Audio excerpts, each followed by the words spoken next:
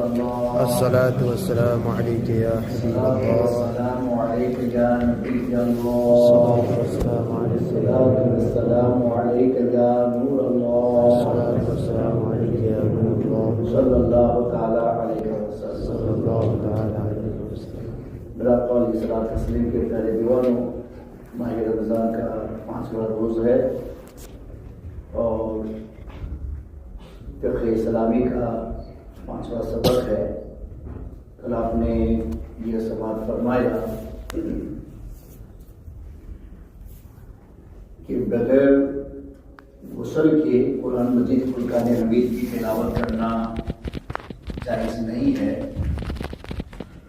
لیکن بغیر وضو کے قرآن کی تلاوت کر سکتے ہیں.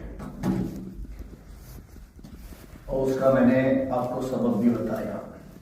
اور دوسری بات یہ کہ یہ خاص طور پہ حیض اور نفاس والی عورتوں کے لیے ہے کہ ان کی اکثر اوقات اس پوزیشن میں غفلت میں چلے جاتے ہیں کہ وہ ایسا سمجھتی ہے کہ ہم سے دین کا کچھ بھی نہیں ہو سکتا، لہٰذا وہ کچھ کرتی بھی نہیں ہے اور ان کے دماغ میں ایسا ہے کہ بس کچھ کر ہی نہیں سکتی اس پوزیشن میں.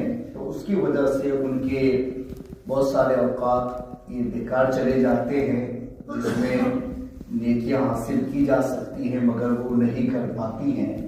تو یہ مسئلہ خاص طور پر ان لوگوں کے لیے ہے کہ حیض اور نفاس کی حالت میں پیریڈ میں عورت نماز نہیں پڑھ سکتی ہے، روزہ نہیں رکھ سکتی ہے اور قرآن مجید فرقان حمید کی تلاوت نہیں کر سکتی ہے. اس کے علاوہ جتنے بھی ذکر و اذکار ہیں ان تمام ذکر و اذکار کی عورتوں کو مطلق اجازت دی گئی ہے. وہ کلمہ بھی پڑھ سکتی ہے، درود بھی پڑھ سکتی ہے. اس کے علاوہ جو چھوٹے موٹے ذکر وہ کہیں سے حاصل کرتی ہیں تو وہ تمام کے تمام کہ ان لوگوں کو اجازت اور پرمیشن حاصل ہے اور وہ ایسا کر سکتی ہے. تو بلکہ ہمارے علماء نے یہاں تک ارشاد فرمایا کہ عورتوں کو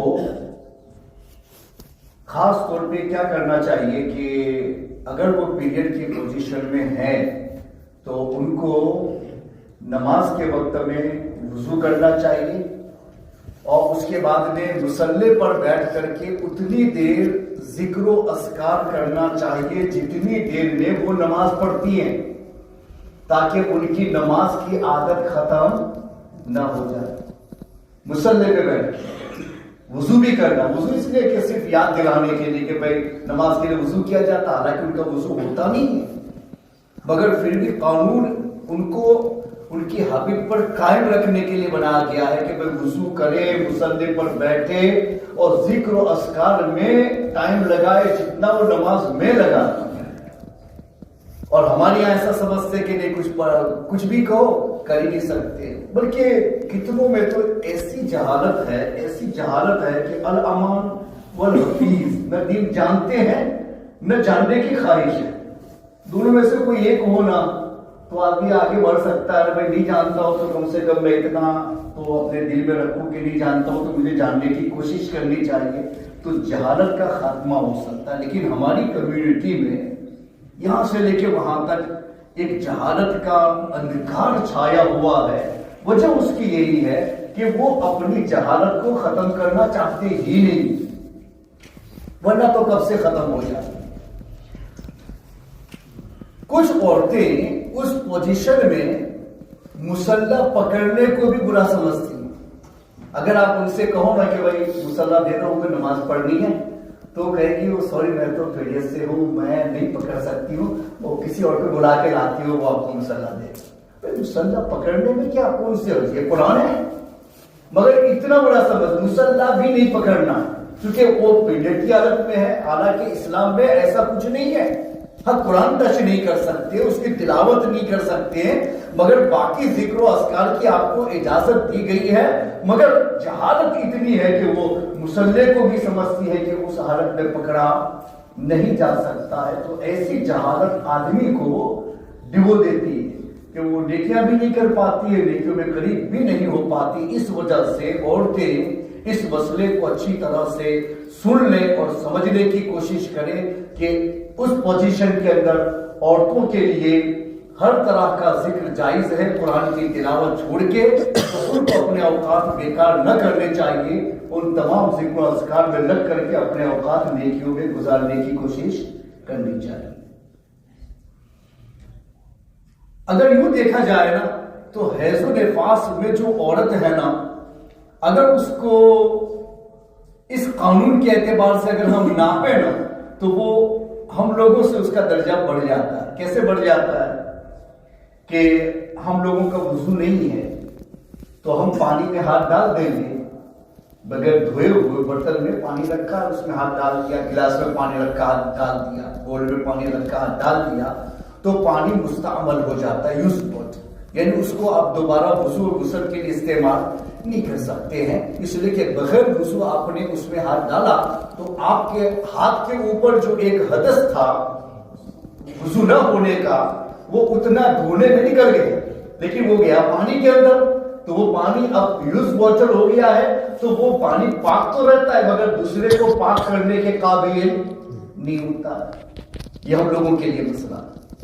لیکن حیض والی عورت الگ سے اس کے ہاتھ میں کوئی اور ناپاکی نہیں لگی ہے، وہ اگر پانی میں ہاتھ ڈال دے تو پانی مستعمل نہیں ہوگا، یوز واٹر نہیں بنے گا. اس پانی سے آپ وضو بھی کر سکتے ہیں، غسل بھی کر سکتے ہیں، آپ کے لیے لائق رہے گا.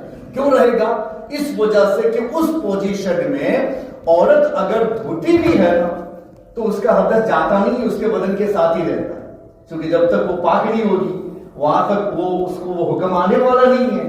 تو عورت کے اوپر حدث آیا مگر حدث نکلنے والا ہے ہی نہیں، تو پانی میں ہاتھ ڈالے گا پھر بھی حدث اس کا نہیں نکلے گا، کیونکہ یہ نہیں کہہ سکے چلو جتنا دھویا اتنا اس کا دھونا ہو گیا، کیونکہ اس حالت میں نہ غسل اس کا کرے تو غسل اتر سکتا ہے، نہ وضو کرے تو اس کا وضو ہو سکتا ہے. وہ حدث اس کا باقی ہی باقی ہے.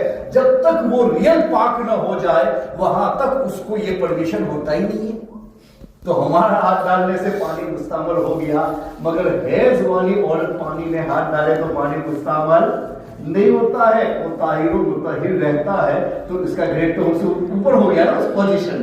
اور ہم لوگ سمجھتے کہ اتنی بڑی ناپاکی ہے کہ بس اس میں مسلح چھو بھی نہیں سکتے، بیٹھنا تو دور کی بات ہے، چھو بھی نہیں سکتے ہیں. تو یہ جہالت آدمی کو برباد کر دیتی ہے اور نیکیوں میں پیچھے لے جاتی ہے. اس لیے میں نے اس مسئلے کو خاص طور پہ عورتوں کے سامنے رکھا. یہ جہالت کہاں سے آئی ہے؟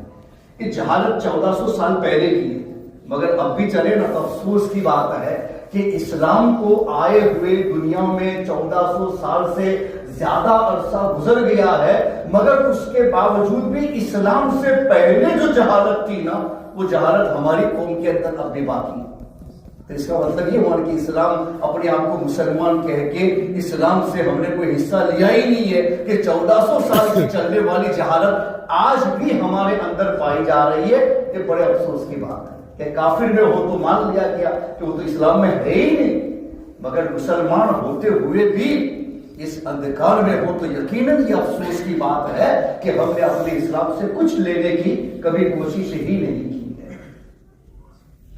اس سے پہلے کیا تھا کہ یہود کے یہاں اور مجوسی کے یہاں، وہ مجوسی فائر ورشپرز، تو ان لوگوں کے یہاں اتنا سخت قانون تھا کہ جس عورت کو حیض آ جائے یا جس عورت کا بچہ پیدا ہو جائے تو وہ اس عورت کو اتنی ناپاک اور اتنا منحوس سمجھتے تھے کہ وہ کسی بھی چیز کو ہاتھ نہیں لگا سکتی، یعنی گھر کے دوسروں کی استعمال کی کسی بھی چیز کو ہاتھ نہیں لگا سکتے. اگر لگائے گی تو اس کو بھی ناپاک سمجھتے تھے کہ اس کو حائضہ عورت نے اس پر ہاتھ لگا دیا کپڑے کو تو میرا کپڑا ناپاک ہو گیا، اب اس کے استعمال کے لائق ہی نہیں. وہ ایسا سمجھتے تھے. وہ کھانے پہ ہاتھ لگا دے تو کھانے کو وہ لوگ ناپسند سمجھتے تھے. اس نے ہاتھ لگا دیا، کھانا خراب کر دیا، تو نہ کھانا پکا سکتی تھی، نہ کھانا بنا سکتی تھی، نہ کھانے کو ٹچ کر سکتی تھی، ناک کو ٹچ کر سکتی تھی، نہ کپڑے کو ٹچ کر، بلکہ اس کا روم الگ ہوتا تھا. جب اس پوزیشن میں ہو تو اس کو بس وہی چلے جانا، وہی رہنا ہے، الگ ہونا ہی نہیں ہے. جب تک وہ پاک ہو کر کے نہ آئے وہاں تک وہ کسی کے لیے لائق ہی نہیں ہوتی تھی. اتنا زیادہ عورتوں کو اس پوزیشن میں برا سمجھا جاتا تھا. اسلام نے آ کر کے اس برائی کا خاتمہ کیا اور اس کی ایک پوزیشن بتا دی کہ بھائی یہ نہیں کر سکتی ہے، باقی سب کچھ کر سکتی ہے. تو اس کو ہم نے حاصل کرنے کی آج بھی کوشش نہیں کی. تو ہماری عورتیں یہی سمجھتی ہے کہ مسلح نہیں دے سکتے. بھائی مسلح کی بات اس لیے بول رہا ہوں کہ ایک جگہ پر ایسا ہوا تھا کہ نماز کے لیے مانگا کہ میں مسلح دے دوں، نماز پڑھ لیتے، ٹائم ہو گیا ہے. تو اور کہتے کہ وہ سوری میں نہیں دے سکتی ہوں، میں اب دوسرے کو بلاتے ہوں آپ کو دے دے. پوچھا بھائی کہ ان کو پوچھو کہ کیوں وہ کہتے کہ وہ مسلح نہیں دے سکتی. تو اس نے کہا کہ وہ پیریڈ کے اندر ہے نا، اس لیے مسلح ٹچ نہیں کر سکتی، اس لیے اس نے دوسرے کو بتایا. یہ ہمارا اپنے یہ نہیں بتایا کہ ہمارے سامنے یہ مسئلہ ہوا ہے، اس لیے میں آپ کو بتا رہا ہوں. تو اس جہالت کا خاتمہ علم کے بغیر نہیں ہو سکتا. آپ سمجھتے کہ جاہل رہ کر کے بس نہیں جانتے تھے نہیں کیا، نہیں جانتے تھے نہیں کیا. نہیں، آپ کی ذمہ داری ہے مومن ہونے کے ناطے کہ آپ مومن ہیں تو آپ اپنی زندگی گزارنے کے مسائل حاصل کریں. یہ سیکھنا آپ کے لیے فرض ہے اور اس کو ترک کریں گے تو جیسے نماز کو چھوڑنا فرض ہے اور آپ نے چھوڑ دیا اور یہ گناہ ہوا، اس طریقے سے جو آدمی علم نہیں سیکھتا ہے اور اپنے ضروری مسائل سے ناواقف رہتا ہے وہ بھی ایسا ہی گنہگار ہے کہ وہ اپنے فرض کو ترک کر رہا ہے اور اپنے فرض کو چھوڑ رہا ہے، جس کی وجہ سے ان کا شمار کبھی بھی نیکوں میں نہیں ہو سکتا ہے، دینداروں میں نہیں ہو سکتا ہے. ہمیشہ ان کا شمار فاسقوں میں رہے گا کہ مسلمان ہوتے ہوئے بھی انہوں نے اپنی زندگی کو مذہب کے دائرے میں کیسے گزارنی اس کا طریقہ تک معلوم نہیں کیا. تو یہ افسوس کی بات تھی جس کا مجھے آپ کے سامنے اظہار کرنا پڑا. اب اس ٹاپک میں تھوڑا سا اور پڑھتے ہیں کہ دو چیزیں ہیں، ایک ہوتا ہے شرط اور ایک ہوتا ہے رکن. اور فرض کا لفظ دونوں پہ بولا جاتا ہے. جہاں بھی فرض بولے گا نا تو وہاں چاہے وہ کنڈیشنز ہو ان کو بھی فرض کا لفظ بولا جائے گا، اور وہ اندر کے فرائض میں سے ہو تو اس کو بھی فرض کا نام دیا جائے گا. لیکن جب اس کو شرط اور فرض رکن میں فرق کرنا ہو تو پھر لفظ بدلا جاتا ہے کہ شرط کسے کہتے ہیں کہ وہ فرض جو آپ کے عمل سے باہر ہے اور عمل کے لیے ضروری ہے، اور رکن کے معنی ہوتا ہے وہ فرض جو آپ کے عمل کے اندر ضروری ہے کہ اندر وہ نہ پایا جائے تو آپ کا وہ عمل نہیں ہوگا. اور شرط کا معنی ہوتا ہے باہر کا فرض اگر وہ نہ پایا جائے تو آپ کی نماز نہیں ہوگی یا جس کے لیے شرط ہے وہ نہیں ہوگا. جیسے طہارت ہے، طہارت فرض ہے لیکن اندر نہیں ہے، آؤٹ ہے، نماز کے اندر نہیں. وہ تو ہم جب اللہ کو کہیں گے تو نماز میں طہارت کے ساتھ جائیں گے. لیکن ابھی ہمارے پاس میں وضو ہے، ہم نماز نہیں پڑھ رہے لیکن باوضو ہیں تو شرط طہارت ہمارے پاس میں پائی جا رہی ہے، وہ نماز نہیں پائی جا رہی. جب پڑھیں گے تب آئے تو اس کا مطلب فرض ہے مگر نماز اب بھی نہیں ہے. اس کا مطلب یہ ہوا یہ فرض آؤٹ ہے، ان نہیں ہے. تو اسی آؤٹ رہنے والے فرض کو فقہ کی زبان میں کیا بولا جاتا ہے؟ اس کو شرط بولتے ہیں. جہاں شرط بولیں گے مطلب فرض ہے لیکن آؤٹ ہے، اور جہاں بولیں گے رکن بولیں گے اس کا مطلب فرض ہے جیسے اندر ہے، جیسے قیام ہے، قرات ہے، رکوع ہے، سجدہ ہے، قاعدہ خیرہ ہے، خروج بے سنوی ہے، یہ سب فرض ہیں نماز کے اندر ہیں. تو ان کو یہ لوگ کس سے تعبیر کرتے؟ ارکان صلاۃ. کیا بولیں گے لوگ؟ ارکان صلاۃ، یعنی نماز کے اندر کے فرائض. جہاں بولیں گے شرائط صلاۃ تو اس کا مطلب ہوگا فرائض مگر وہ اس سے باہر ہے، اس کے اندر نہیں. قرآن مجید فرقان حمید میں فرض کا جو ثبوت ہوتا ہے وہ قطعی ہوتا ہے. پہلے یہ سمجھو کہ فرض کا جو ثبوت ہوتا ہے وہ قطعی ہوتا ہے. قطعی کا مطلب انڈاؤٹلی جو پروف ہوتا ہے اسی سے فرائض کا ثبوت ہوتا ہے. جیسے قرآن مجید فرقان حمید میں واضح الفاظ میں وہ آ جائے تو وہ فرض میں جاتا ہے، یا حدیثوں میں متواتر درجے کی ہوں تب وہ فرض کے اندر جاتی ہیں، اور کچھ ائمہ کے استخراج کی بنیاد پر یقین پڑ جاتا ہے تو وہ بھی فرض مگر وہ فرض عملی میں شمار ہوتا ہے، اس کے اندر جاتا ہے. تو فرض کا مطلب ہوتا ہے جس کا ثبوت قطعی ہو. تو میں آپ کو یہ جو طہارت کا چیپٹر ہے وہ ہمارے لیے فرض ہے نماز کے حساب سے، وہ شرط میں آتا ہے، فرض میں آتا ہے، تو اس کو میں آپ کو اس دلیل سے بتا دوں کہ جس میں اس کی فرضیت واضح ہو جائے۔ وضو کی فرضیت کے بارے میں قرآن پاک میں ہے، یا ایھا الذین آمنوا اذا قمتم الی الصلاۃ فاغسلوا وجوہکم وایدیکم الی المرافق وامسحوا برؤوسکم وارجلکم الی الکعبین۔ اے ایمان والو، جب نماز کو کھڑے ہونا چاہو تو اپنا منہ دھو اور کوہنیوں تک ہاتھ اور سر کا مسح کرو اور گھٹنوں تک پاؤں دھوو۔ یہ فرائض ہیں جو وضو میں پائے جاتے ہیں، اور قرآن مجید فرقان حمید میں اللہ نے واضح طور پر اس کا حکم دیا ہے۔ اس وجہ سے وضو کرنا بھی فرض ہے، اور وضو میں 4 فرض ہم جو مانتے ہیں کہ پورا چہرہ دھویا جائے، یہ فرض ہے، تو اس کا ثبوت اس سے قرآن سے ہی ہوا۔ اور فرمایا کہ ہاتھ کوہنیوں سمیت دھو، تو اس کا ثبوت بھی قرآن سے ہی۔ سر کا مسح کرو، اس کا ثبوت بھی قرآن ہی سے ہے، اور پاؤں دھو ٹخنوں سمیت، اس کا ثبوت بھی قرآن سے۔ تو وضو کی فرضیت بھی قرآن سے معلوم ہوئی، اور وضو کے اندر 4 فرض ہے، وہ فرضیت بھی کس سے معلوم ہو گئی؟ قرآن مجید فرقان حمید سے معلوم ہو گئی۔ تو یہ 4 فرض ہوئے، اور آگے پھر اللہ نے فرمایا وَإِن كُنتُمْ جُنُوبًا فَاطَّهَّرُوا، اگر تم حالت جنابت میں ہو تو خوب طہارت حاصل کرو، خوب طہارت حاصل کرو۔ یہ مبالغہ ہے عربی کے حساب سے، اور مبالغہ کا مطلب ہوتا ہے کوئی ایسا ورڈ اس کے لیے استعمال کیا جائے کہ جس میں ٹو مچ کا میننگ لیا جائے، تو اس کو مبالغہ یہ لوگ بولتے ہیں۔ ٹو مچ کا میننگ لینا ہے تو دھو پاکی حاصل کرو، اس کے ساتھ میں اگر یہ شامل کیا مبالغہ تو اس کا مطلب ہوگا ٹو مچ پاکی حاصل کرو، بہت زیادہ پاکی حاصل کرو۔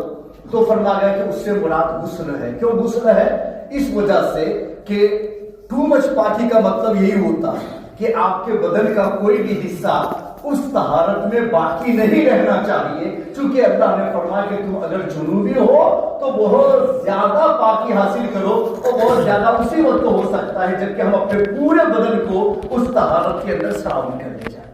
تو یہ اس سے قرآن مجید سے غسل جنابت بھی واضح ہو گیا ہے کہ غسل جنابت کا بھی حکم قرآن ہی سے آیا ہے۔ اس وجہ سے جنابت والوں پر غسل کرنا یہ فرض ہے، اور اس کی فرضیت قطعی ہے، اور قرآن مجید فرقان حمید میں اس کا واضح حکم دیا گیا ہے۔ اسی طریقے سے حیض و نفاس سے جو ناپاکی آتی ہے اس سے بھی پاکی حاصل کرنا یہ فرض میں جاتا ہے، اور یہ بھی فرض قطعی ہے۔ قرآن پاک میں آیا ہے وَيَسْأَلُونَكَ عَنِ الْمَحِيضِ قُلْ هُوَ أَذًى فَاعْتَزِلُوا النِّسَاءَ فِي الْمَحِيضِ وَلَا تَقْرَبُوهُنَّ حَتَّى يَطْهُرْنَ فَإِذَا تَطَهَّرْنَ فَأْتُوهُنَّ مِنْ حَيْثُ أَمَرَكُمُ اللَّهُ إِنَّ اللَّهَ يُحِبُّ التَّوَّابِينَ وَيُحِبُّ الْمُتَطَهِّرِينَ۔ اس میں حیض و نفاس والی کو اس سے فارغ ہونے کے بعد غسل کرنے کا حکم دیا گیا ہے، اور یہ بھی قطعی حکم ہے، یعنی قرآن سے اس کا ثبوت ہے۔ اور تم سے پوچھتے ہیں حیض کا حکم، تم فرماؤ ناپاکی ہے تو عورتوں سے الگ رہو حیض کے دنوں میں، اور ان سے نزدیکی نہ کرو جب تک پاک نہ ہو لیں، پھر جب پاک ہو جائیں تو ان کے پاس جاؤ جہاں سے تمہیں اللہ نے حکم دیا ہے، بے شک اللہ پسند کرتا ہے بہت توبہ کرنے والوں کو، اور پسند رکھتا ہے ستھروں کو، یعنی پاک لوگوں کو۔ تو اس میں اللہ نے فرمایا کہ جب وہ اچھی طرح سے پاکی حاصل کر لے حیض اور نفاس سے فارغ ہونے کے بعد، تب وہ تمہارے لائق بن سکتی ہے، اس سے پہلے لائق نہیں بن سکتی ہے۔ تو یہاں بھی اللہ نے ان کے لیے غسل کا حکم رکھا ہے۔ اس کو حضرت مجاہد نے اپنی تفسیر میں یوں فرمایا وَلَا تَقْرَبُوهُنَّ حَتَّى يَطْهُرْنَ، یہ قرآن کی جو آیت ہے اس کا مطلب ہے حَتَّى يَنْقَطِعَ الدَّمُ فَإِذَا تَطَهَّرْنَ قَالَ إِذِ اغْتَسَلْنَ۔ وہ فرماتے ہیں کہ جب اس کا خون ختم ہو جائے اور جب وہ پاکی حاصل کر لے، یعنی جب وہ غسل کر لے، تب وہ تمہارے لائق بنتی ہے، اس کے بغیر نہیں بن سکتی ہے۔ تو انہوں نے فرمایا کہ اس سے مراد بھی غسل ہی ہے۔ تو عورتوں کو بھی حیض و نفاس سے فارغ ہونے کے بعد میں غسل کرنا یہ غسل فرض ہے، اس کے بغیر وہ پاک نہیں ہو سکتی۔ اور اسی طرح سے اگر وضو اور غسل نہیں کر سکتے ہیں بیماری کی وجہ سے، یا پانی ہی نہیں ہے کہ کیا جا سکے، یا کوئی ایسی جگہ نہیں ہے کہ جہاں چل کے غسل ہو سکتا ہو، عورتوں کے لیے خاص طور پہ یہ مسئلہ کہ جیسے ابھی یہ پرابلمز ہوئے ہیں عورتوں کے، وہاں لوگ ٹینٹوں میں رہتے ہیں، عورتوں کے لیے بہت بڑا مسئلہ ہے کہ غسل کرنا ہو تو کیسے کر سکتی ہیں. تو ایسے حالات جب بن جاتے ہیں نا تو یہ مسائل بہت کام کے ہو سکتے ہیں کہ ان مسائل کو سیکھا جائے. تو اس میں پھر اسلام حکم دیتا ہے کہ اگر پانی استعمال نہیں کر سکتے ہیں یا بیمار ہیں، استعمال کے لائق نہیں ہے، پانی ہے ہی نہیں ہے، یا کوئی ایسی جگہ ہی آپ کے پاس میں نہیں ہے کہ جہاں چھپ کر کے آپ غسل لے سکیں، تو ایسے حالات ہوں تو پھر ایسی صورت میں اسلام پھر بھی آپ کے لیے پاک ہونے کو معافی کر دیتا ہے، مگر اس کے لیے ایک آپشن اللہ نے رکھا ہم لوگوں کے لیے، اور اس آپشن کا نام ہے تیمم. کہ جب ایسا نہیں ہو سکتا ہے تو پھر تیمم کرو، اور تیمم کر کے تم پاکی حاصل کرو تو پھر اپنی نماز اور قرآن کی تلاوت اور اس کو پکڑنے ان سب کے لائق بن سکتے ہو. تو تیمم میں تو نیت ہی کی جاتی ہے نا بھائی، نیت کی میں نے تیمم کی اور اس کے بعد میں مٹی پہ ہاتھ رکھا اور یوں کر کے پورے چہرے پر پھیر دیا. جتنا دھونے میں دھونا فرض ہے نا، اتنے میں ہاتھ پھیرنا فرض ہے، مٹی لگنا فرض نہیں. مٹی پہ ایک مرتبہ لگا دیا، اس کو صاف کر لی یوں کر کے، اور اس کے بعد میں اپنے چہرے پہ یا اسٹون کے اوپر لگائیں تو مٹی ہے ہی نہیں، ہاتھ پہ کچھ لگنے والا نہیں ہوگا. اسٹون بھی وہ زمین کی جنس سے ہے، تک آپ کر سکتے ہیں، سانڈ پہ کر سکتے ہیں، سیمنٹ پہ کر سکتے ہیں. ماٹ کلرز جو ہیں یہ بھی انہیں پتھروں سے بنائے جا، اس پہ کر سکتے ہیں. گلوز پہ نہیں کر سکتے کہ اس میں الگ سے پلاسٹک وغیرہ ڈالا جاتا ہے تو وہ اس کے قابل نہیں ہوتا ہے. مگر ماٹ کلر جو ہے وہ سب پاؤڈرز جو ہوتے ہیں پتھر سٹونز کے، انہی سے یہ سب بنایا جاتا ہے، چنا وغیرہ سے. تو آپ اس کے اوپر بھی تیمم کر سکتے ہیں. بس اتنا ہی کرنا، ہاتھ رکھا نیت کر کے اور پورے چہرے پہ پھیر دیا. جہاں تک دھونا فرض ہے وہاں تک ہاتھ پھیرنا فرض ہے. اس لیے ایسا مت سمجھنا کہ یوں کر دیا تو ہو گیا، مطلب ہاتھ اتنا پھیرو کہ کوئی بھی جگہ ہاتھ پھیرنے سے باقی نہیں رہ جائے. اور اس کے بعد پھر دوسری مرتبہ ہاتھ رکھا اور اٹھایا، اور اس کے بعد میں ہم نے اپنے ہاتھ کو وہ کوہنیوں سے بن سکے تو ایسا کر لو جیسے دھویا جاتا ہے نا، ایسے ہی ہاتھ پھرنا چاہے، کہیں سے رک نہ جائے. اور اس طریقے سے آپ نے مکمل کر لیا، کچھ باقی نہیں رہا، بس ہو گیا تیمم.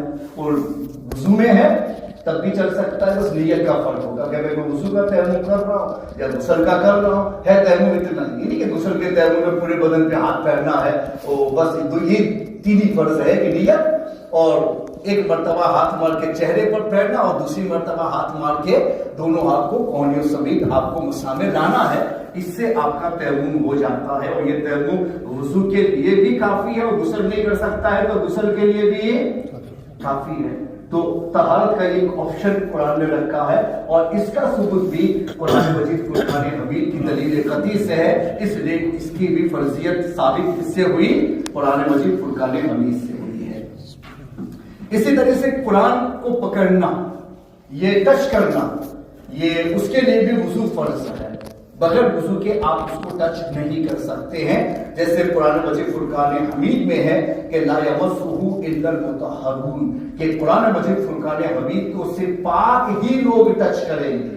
اور جس کے پاس میں پاکی نہیں ہے، یعنی اس کے پاس وضو نہیں ہے اور غسل نہیں ہے، تو پھر ایسی پوزیشن میں آپ قرآن کو ڈائریکٹ ٹچ نہیں کر سکتے. قرآن کا احترام، تو یہ بھی فرضیت، قرآن کو ٹچ کرنے کے لیے وضو چاہیے اور وضو اس کے لیے بھی فرض ہے.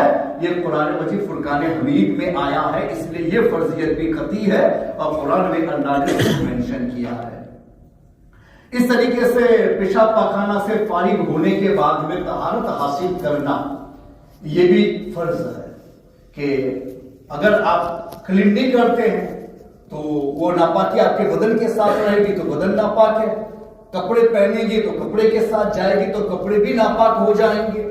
تو اسلام میں استنجا کرنا یعنی پیشاب پاخانہ کے بعد اس جگہ کو کلین کرنا یہ بھی فرض میں شامل ہے، اور اس کی فرضیت بھی فرضیت قطعی ہے، قرآن مجید فرقان حمید سے ثابت ہے.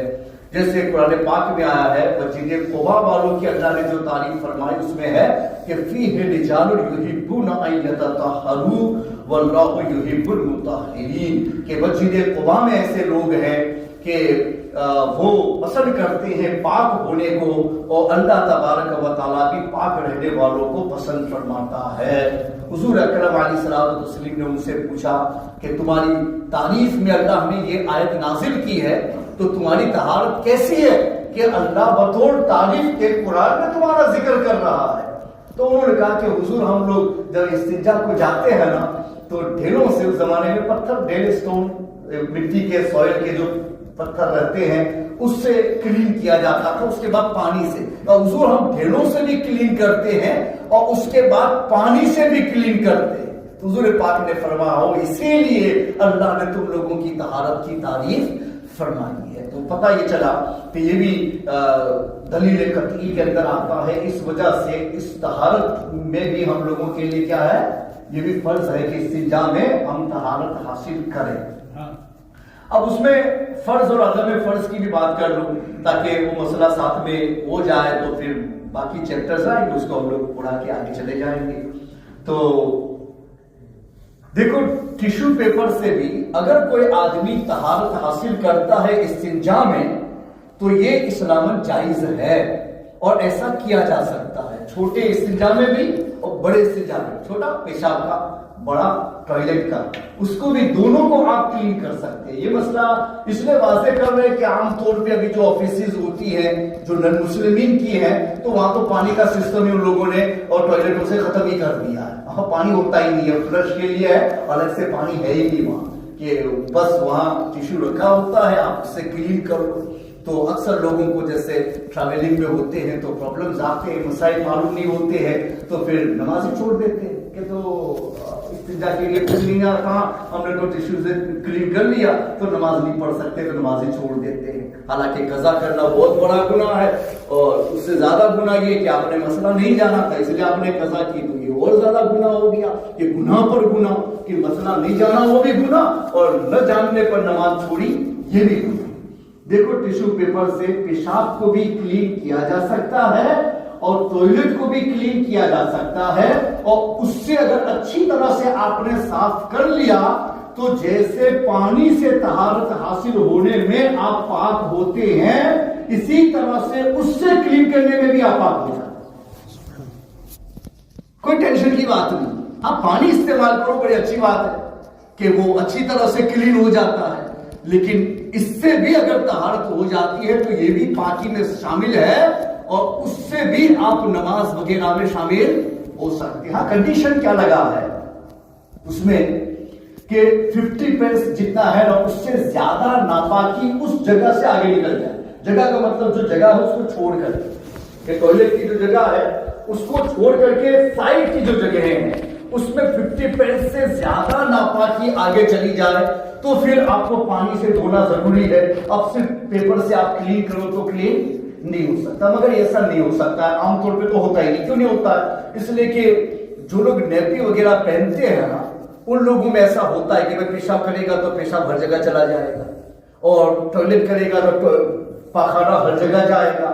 وہ تو ڈسیبل ہے جو نیپیز پہنتے ہیں یا بچے تو ان کو تو نکال دو، اس کی تو ضرورت ہی نہیں اس میں، لیکن بڑے لوگ جو پرابلم میں ہوتے ہیں پیشاب پاخانہ کے ان کو نیپیاں پہنائی جاتی ہیں تو ان کا صرف کلین کرنے سے کلین نہیں ہوتا ہے، پانی سے کلین کرنا ان کو پاک کرنے کے لیے ضروری ہوتا ہے، اس وجہ سے کہ ان کی ناپاکی بہرحال ہر جگہ پھیل جاتی ہے، اس لیے اس کو دھونا ہی پڑتا ہے۔ لیکن نارمل لوگوں کو جو پیشاب پاخانہ خود استعمال کرتے ہیں ٹوائلٹ وغیرہ اور وہاں جاتے ہیں تو ان کی ناپاکی 50 سے اوور ہونے کا کوئی چانس ہی نہیں ہے۔ لہذا بڑا استنجا ہو یا چھوٹا استنجا ہو، پیپر کے ذریعے سے آپ اس کو کلین کرو، پھر بھی آپ پورے طور پہ پاک ہو گئے ہیں اور اس کے بعد وضو کر کے نماز پڑھنا چاہو تو آپ کی نماز درست ہے۔ کپڑے پہنیں گے تو کپڑے ناپاک نہیں ہوں گے، جیسے کوئی آدمی اس کے بعد میں دوڑا، پسینہ نکلا، اسی جگہ سے پسینہ کپڑوں کے اوپر بھی گیا، پھر بھی ایک مرتبہ اسلام کسی چیز کو پاک ہونے کا حکم دیتا ہے تو جب تک الگ سے کوئی ناپاکی ریٹرن نہ ہو وہاں تک ناپاکی کا حکم دوبارہ واپس نہیں جاتا۔ اس لیے کہتے ہیں اب پاک، اب پھر ناپاکی کا حکم واپس نہیں آئے گا جب تک ناپاکی دوبارہ وہاں نہ آ جائے۔ تو یہ مسئلہ بھی یاد رکھنے کے قابل تھا، تو یہ بھی فرضیت میں شمار ہے۔ اور اس کو بھی آخری جو ہم لوگوں کے لیے ہے وہ جگہ کا پاک ہونا، یہ بھی طہارت کا شامل فرضیت میں شمار کیا گیا اس کو بھی کہ جگہ پاک ہو، یہ بھی فرض ہے۔ اگر آپ نماز پڑھتے ہیں جہاں آپ کے ہاتھ پاؤں جا رہے ہیں، بس اتنا ہی کہ جہاں آپ سجدہ کرتے ہیں تو پیشانی ہے، ہمارے ہاتھ ہیں، ہمارے نی ہے اور ہمارے پاؤں ہیں، پنجے ہیں، وہ زمین پہ لگتے ہیں، وہ جتنا حصہ ہمارے بدن کا زمین کے اوپر لگتا ہے اس میں پاک ہونا ضروری ہے۔ اور جہاں نہیں لگتا ہے نا، وہ ہمارے پاس میں بھی ناپاکی ہو پھر بھی ہماری نماز ہو جائے گی، کوئی فرق نہیں پڑتا ہے۔ جیسے کبھی کبھی ہوتا ہے باہر ایسے جگہوں پر ہے کہ جہاں آپ کو جگہ ہی نہیں مل رہی، ہر جگہ پر ناپاکی ہے، لیکن یہ تو نہیں کہہ دیں گے کہ نماز چھوڑ دو، ہر جگہ ناپاکی ہے، مسئلہ تلاشو کہ اسلام کہتا ہے کہ ہر جگہ پاک ہونا ضروری نہیں ہے، جتنے پر تمہارا بدن نماز میں لگنے والا ہے صرف اتنی جگہ پاک ہو تو تم پاکی میں جا سکتے ہو، تو اتنا ہی ہمارے لیے پاک ہونا چاہیے کہ فرض میں شامل ہے۔ قرآن فرماتا ہے وَإِذْ قَالَ إِبْرَاهِيمُ وَإِسْمَاعِيلُ أَن طَهِّرَ بَيْتِيَ لِلطَّائِفِينَ وَالْعَاكِفِينَ وَالرُّكَّعِ السُّجُودِ، اور ہم نے تاکید فرمائی ابراہیم اور اسماعیل کو کہ میرا گھر خوب ستھرا کرو طواف والوں، اعتکاف والوں اور رکوع سجدہ والوں کے لیے۔ اور دوسری جگہ پر اللہ نے فرمایا وَطَهِّرْ بَيْتِيَ لِلطَّائِفِينَ وَالْقَائِمِينَ وَالرُّكَّعِ السُّجُودِ، اور میرا گھر ستھرا رکھ طواف والوں، اعتکاف والوں اور رکوع سجدہ والوں کے لیے۔ تو پتہ یہ چلا کہ جگہ کا پاک ہونا یہ ضروری ہے کہ اللہ نے نبیوں کو حکم دیا کہ جہاں لوگ آ کے نماز پڑھتے ہیں تو ان جگہوں کو کلین رکھنا ان نمازیوں کے لیے تاکہ ان کی نماز درست ہو سکے۔ تو جگہ کی پاکی یہ بھی فرض ہے اور قرآن سے اس کی دلیل ماخوذ ہے۔ اور آخری کپڑوں کا پاک ہونا، قرآن پاک میں ہے وَثِيَابَكَ فَطَهِّرْ، اور اپنے کپڑوں کو پاک کرو، یعنی اگر کپڑوں پہ ناپاکی لگی ہے اور نماز میں جانا چاہتے ہو تو پھر اپنے کپڑے پاک کرو پھر نماز میں آؤ۔ تو قرآن پاک میں اس کو بھی مینشن کیا گیا، اس لیے فقہاء نے فرمایا کہ طہارت کی 3 قسمیں ہوتی ہے، ایک بدن کی طہارت اور ایک کپڑوں کی طہارت اور ایک جگہ کی طہارت۔ جب یہ تینوں طہارتیں ملتی ہیں تب آپ نماز کے قابل ہوتے ہیں طہارت میں۔ وما علینا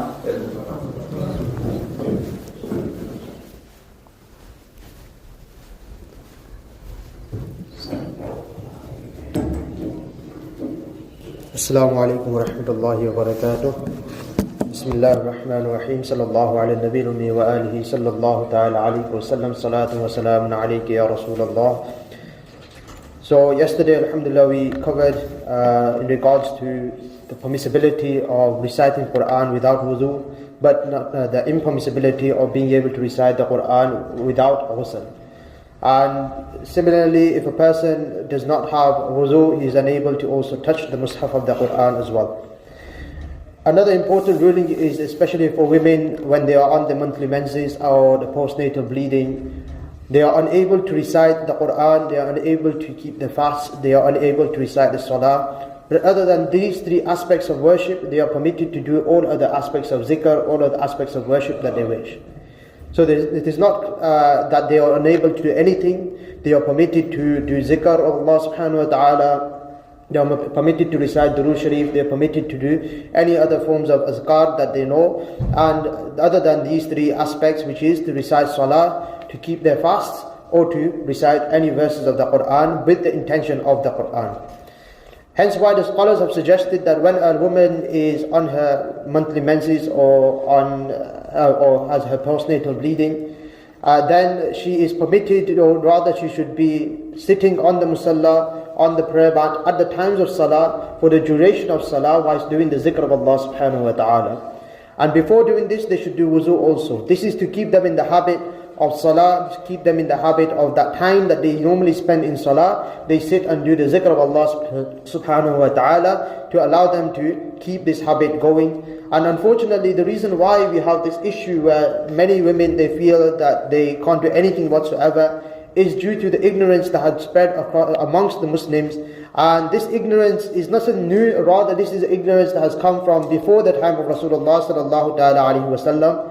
And it is unfortunate that it still flows within our communities as Muslims as well, that women, they say that they can't do anything whatsoever. This is incorrect. And Hazrat was mentioning about an incident that he himself experienced, that a lady, she wouldn't give a musalla, the prayer mat, There's no such thing that a woman can't touch a prayer mat on her menses or when she is in those states. She is permitted to touch anything except for the Quran. She is permitted to cook the food. She is permitted to sit on the musalla, to touch the musalla. She is permitted to touch other books as well, as long as it is not the ayah of the Quran or they are not the Quran itself. When we look at these rulings, in fact, it is actually more beneficial, or the rank of women is shown that when we touch water, a bucket of water, and we don't have wuzu, and we put our hands in that bucket of water, that water is now considered under the ruling of fiqh as ma'i musta'mal tahir ghair mutahhir, meaning that water is pure, but it is not purifying. So that water can't purify us, i.e. you can't use that water to do wuzu or ghusl with, but you can use that water for anything else. But when a woman on her menses or on her postnatal bleeding, if she puts her hand in that bucket of water, then that water will not become ma'i musta'mal, because she is unable to do wuzu in the first place. So that hand that she has put in that water has not become clean, hence why that water has not become used. Whereas when we put our hands in that water, our hand has now become clean, so that water has become used. So we must understand that women are allowed to and permitted to do everything except for reciting salah and keeping the fast and touching the Quran or even reading the Quran. They are not permitted to do. Now when it comes to further moving on in regards to the types of farz. So there are two types of farz, or two aspects of faraiz. When we generally say farz, it could either mean the shara'id or it could mean the arkan. The shara'id, or in English would consider the preconditions. So the conditions that must be met in order to be able to even enter into the worship that we are going to enter into. So these would be the preconditions, these would be the shara'id, these are the conditions of the worship that we are going to do. For example, for salah, one of the preconditions is that we must have wuzu, we must be clean. So if a person does not meet that condition in the first place, it is farz for him to meet that condition. If he hasn't met that condition and he comes and does takbir-e-tahrima, he could do takbir-e-tahrima all day, but his salah will not begin, because the preconditions have not been met. And the second type is what we say as called the arkan, meaning the actions that are taken place within the worship. So for example, takbir-e-tahrima itself, or we could say qiyam, qiraat, ruku, sajda, khuruj bi suntihi, qaida akhirah. These are the arkan of salah. These are the faraiz of within salah. So if a person misses one of these, then the worship that they have done will be broken, meaning it will be incomplete. They must now repeat that action, for they have missed arkan, the farz of the worship that they are performing. So when we look at it in the Quran and the proofs in regards to this, then we must understand that in order for something to become farz, there has to be an undoubted proof for that action. So for example, for wuzu, it's been mentioned in the Quran that, "O you who believe, when you wish to stand for salah, then wash your face, wash your arms up to and including the elbow, do masah of the head, and wash your feet until the ankle." So this has been mentioned in the open words in the Quran. So now that becomes farz in wuzu. So wuzu itself has been proven from this, as well as the actions in wuzu are also proven from this, that there are 4 faraiz of wuzu, and we know that this from the Quran. Similarly, if it's mentioned openly in the books of hadith as well, if Rasul sallallahu ta'ala alayhi wa sallam mentions that you must do this in order to start this, then that also becomes a farz as well. Or also if our A'immah Kiram, the Imam al-Mujtahideen, they undoubtedly find firm belief that something is farz, then that will also be considered as a farz as well. So we've already understood for wuzu. In regards to ghusl in the Quran, Allah subhanahu wa ta'ala says that if you are in the state of janabah, meaning you are in requirement of ghusl, then clean yourself extensively. Now in the Quran, in Arabic is the word that we use is mubalagha. Mubalagha in English could be translated as exaggerated. So it's been exaggerated that clean yourself more and more. And when we say in this way, then there is no other way of fulfilling this requirement other than washing the entire body. If you wash the entire body, then you reach the limit. And that is where we get the ruling of ghusl, that if a person is in requirement of ghusl, they're in the state of janabah, then they will do ghusl, meaning they will wash the entire body, they will gargle their mouth, and they will clean their nose. Then Allah subhanahu wa ta'ala also mentions in regards to women and in regards to their haiz and nifas as well, that stay away from them and this is from Allah, and let them become clean after they have finished, then go towards her. Meaning Allah subhanahu wa ta'ala again makes it clear in open words that a woman who is on haiz or nifas, that she is not pure in terms of being able to fulfill the worships which we mentioned earlier, but when she becomes clean, i.e. she fulfills the ghusl, then she is clean and then there is no issues with that whatsoever.